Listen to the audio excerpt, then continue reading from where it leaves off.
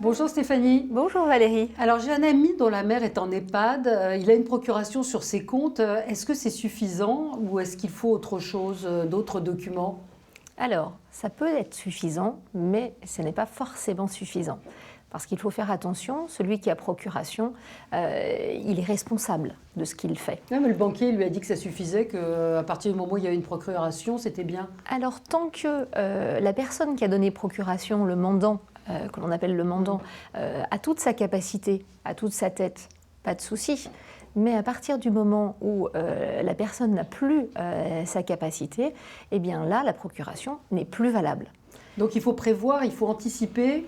Eh bien, c'est mieux. Quand on a toute sa tête, comme on dit couramment. C'est ça.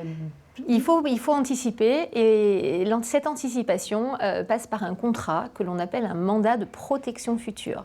Un mot un petit peu barbare, mais qui permet d'organiser, on va dire, les choses, d'encadrer pour permettre à celui qui va faire le mandataire, à celui qui va faire les comptes, qui va gérer les choses, d'être dans un cadre légal, qu'il ne soit pas attaqué par les héritiers, parce que vu qu'il est responsable, eh bien, une seule procuration peut lui amener des inconvénients et des soucis avec ses héritiers.